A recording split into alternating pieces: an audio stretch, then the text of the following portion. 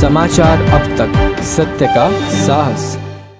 देशाचे पंतप्रधान नरेंद्र मोदी यांच्याबद्दल राहुल गांधींनी जातीवरून द्वेषपूर्ण भाष्य केल्यानं भारतीय जनता पक्षाच्या वतीनं 9 फेब्रुवारी रोजी नागपूरच्या संविधान चौकात आंदोलन करण्यात येणार आहे। भारत न्याय यात्रेला लोकांकडून हवा तसा प्रतिसाद मिळत नसल्यानं राहुल गांधींनी पंतप्रधान नरेंद्र मोदींबद्दल असे वक्तव्य करून आपल्याकडे लोकांचे आकर्षण मिळवण्यासाठी केलेला हा केविलवाणा प्रयत्न असल्याचं म्हणून आशिष देशमुख यांनी गांधींवर निशाणा साधलाय। शेगाव येथे भारत जोडो यात्रा दरम्यान राहुल गांधी यांनी स्वातंत्र्यवीर सावरकर यांच्या ही असं वक्तव्य केलं होतं।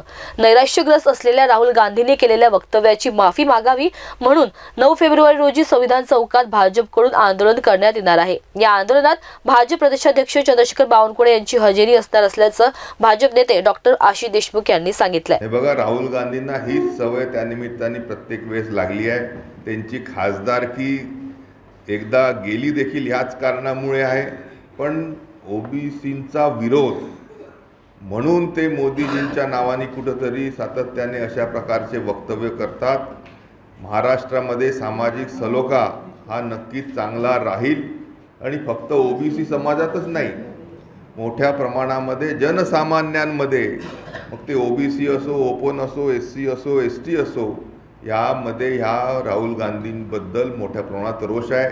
कालच पार्लमेंटमध्ये देशाचे लाडके पंतप्रधान मोदीजींनी पंडित जवाहरलाल नेहरू हे कसे आरक्षण विरोधी होते या संदर्भामध्ये तपशिलामध्ये त्यांनी आपलं म्हणणं मांडलं आणि डॉक्टर महामानव बाबासाहेब आंबेडकरांच्या संविधानामध्ये सभेमध्ये असल्यामुळेच आरक्षण या देशाला मिळालं, मग ते एससीचं असो, एसटीचं असो किंवा ओबीसीचं असो। पण राहुल गांधींचे नानाजी पंडित जवाहरलाल नेहरू हे त्या काळापासून ओबीसी विरोधी होते। त्याच्यानंतर इंदिरा गांधी ओबीसी विरोधी होत्या, राजीव गांधी हे ओबीसी विरोधी होते। त्याचाच प्रतीक राहुल गांधींच्या माध्यमातून आपल्याला सातत्यानं दिसतं। मोदी जी का ये अपमान नहीं सहेगा हिंदुस्तान हे म्हणत आम्ही सर्व भारतीय जनता पार्टीचे कार्यकर्ते मोठ्या प्रमाणामध्ये उद्या रस्त्यावर उतरलेले आपण पाहतो। काँग्रेसचे नेते राहुल गांधी यांनी सन्माननीय देशाचे लाडके पंतप्रधान नरेंद्रजी मोदी यांच्यावर जे बेसलेस आरोप केले आहेत त्याचा निषेध करण्यासाठी आजची ही वार्ताहर परिषद आम्ही बोलवली आहे। आपल्या माध्यमातून महाराष्ट्रातील व देशातील जनसामान्य लोकांमध्ये असलेला जो रोष आहे राहुल गांधींबद्दल तो प्रतीत करण्यासाठी आम्ही भाजपाचे सर्व नेते कार्यकर्ते इथे आपल्यासमोर उपस्थित आहोत। सन्मान्य मोदीजींची ओबीसी असल्याची ओळख ही सर्व ज्ञात असताना कुठेतरी राहुल गांधींनी चुकीचं वक्तव्य केलं। ज्या राहुल गांधींच्या वडिलांनी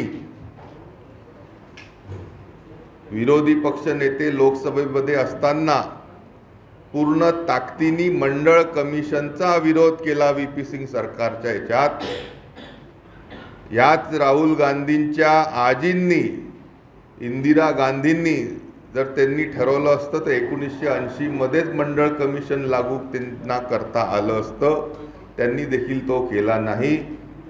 या राहुल गांधींच्या आजोबांनी पंडित नेहरूंनी 1965 मध्येच काका कालेरकर आयोग जर लागू केला असता तर या देशाच्या 4 ओबीसींच्या पिढ्या बर्बाद नसत्या झाल्या।